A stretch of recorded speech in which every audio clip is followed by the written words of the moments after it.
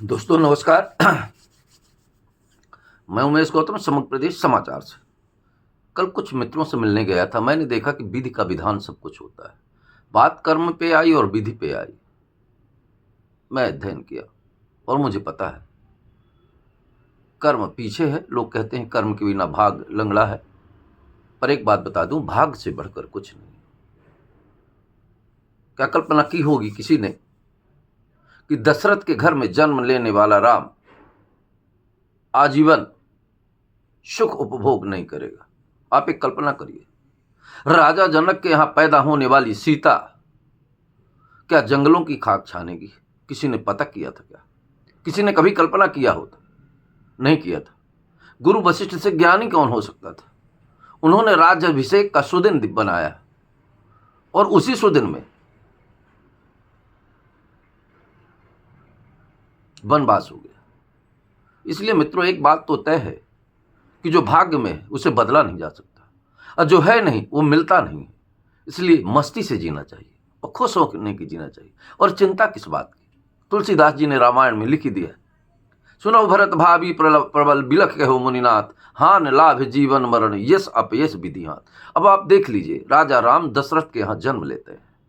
वो दशरथ जिसका उदय और अस्त, जिसके राज्य में सूर्य अस्त नहीं होता था, वो राजा दशरथ जिसकी 10 दिशाओं में राज थी, वो राजा दशरथ जो अजेय था, वो राजा दशरथ जिसके पुत्र भगवान श्री राम थे। अब इनकी कहानी को ले लीजिए।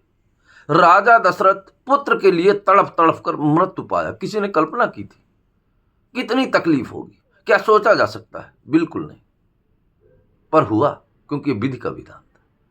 वहीं राजा राम, कभी किसी ने सोचा था कि वनवास जाना पड़ेगा? इतने योद्धा जो स्वयं ईश्वर का रूप, और उन्हें वनवास जाना पड़ा।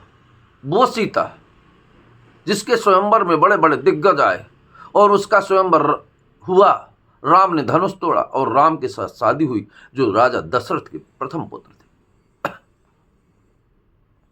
पर उसके विधि का विधान कुछ और था। विधि के विधान में जो लिखा था वो होना था, उसे कोई रोक नहीं सकता। क्या राम के कोई कर्म में कमी थी, या दशरथ के कोई कर्म में कमी थी, या अकर्मण्ड थे ये लोग? बिल्कुल नहीं, ये विधि का विधान था। भाग्यम फलति सर्वदा न च विद्या न च पौरुषम। भाग्य में जो लिखा है उसे बदला नहीं जा सकता। आपने देखा कि राम जंगल गए और सीता का हरण हुआ। उसके बाद राम ने रावण से युद्ध किया और रावण का विनाश करके सीता को घर ले आए।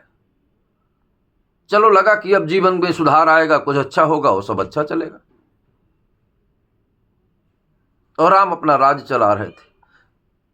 रामायण के अनुसार एक तेली के कहने पर सीता के पेट में बच्चा था, तब उसे जंगल में छोड़ दिया। आप कल्पना कर सकते हैं कितना दुख हुआ उसे। पर एक कहावत है, जाहि राम दारुण दुख दीना, ताकि मति आगे हर लीना। क्या ऐसा माना जा सकता है? ये ऐसा नहीं माना जा सकता। ये विधि का विधान है, और ईश्वर वैसा ही माहौल पैदा करता है जैसा विधि का विधान होता है। तो इसीलिए कहा, सुनहु भरत भावी प्रबल बिलख कहो मुनिनाथ, हानि लाभ जीवन मरण यश अपयश विधि हाथ। इसीलिए कभी चिंता न करें, ईश्वर का नाम लें, जो सामने आए उससे मस्ती के साथ जिएं और खाएं और मस्त रहें। एक बात का जरूर ध्यान रखें, अगर आप अच्छे कर्म करेंगे तो निश्चित ही आप आगे बढ़ेंगे, और जिस दिन आपके कर्मों में बुराइयां और स्वार्थ दंभ पैदा हो गया, आपका दिन वहीं से खराब होना शुरू हो गया। इसके बाद भी विधि का प्रबल, और विधि जो लिखती है भाग्य में होता है, उसे पलट नहीं सकते। एक किस्सा और बताऊं मैं। गरुड़ पुराण में जंगल में एक तोते को देखकर यमराज मुस्कुरा दिए। तोता बड़ा चिंता में हो गया कि यमराज जब मुस्कुराते हैं किसी को देख के, तो ये समझ लीजिए कि उसे लेने के लिए आ रहा है। जब परेशानी होती है, हर आदमी अपना अपनी पावर लगाता है, सोर्स लगाता है, पहचान लगाता है, ज्ञान लगाता है, पंडितों से पूछता है, जो भी उसके संपर्क में रहते हैं उससे पूछने का प्रयास करता है, और वो करता भी है।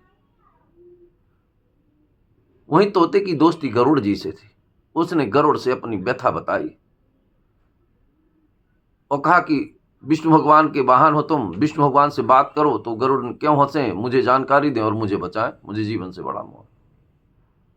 गरुड़ ने कहा, तुम चिंता न करो दोस्त, इतनी बात के लिए मुझे भगवान से कहने की जरूरत नहीं है, मैं यमराज से ही पूछ लूंगा मृत्यलोक वहां जाके, उनके यमलोक में जाके।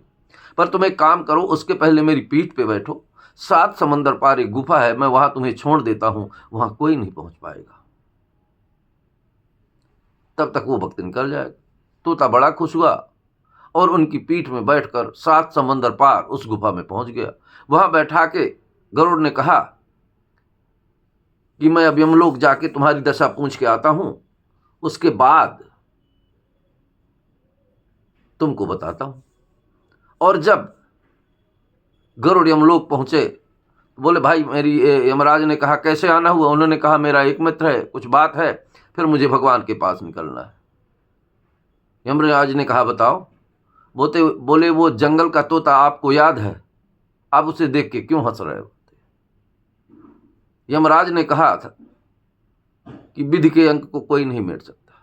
मैं इसलिए हंसा था कि ये तोता 7 समंदर पार बैठा है और 24 घंटे बाद इसकी मृत्यु 7 समंदर पार एक गुफा में लिखी है, और ये देख लो उसकी आत्मा आ रही है, उस गुफा में पहुंचा और बिल्ली खा लिया उसको, बिल्ली लेके आ रही।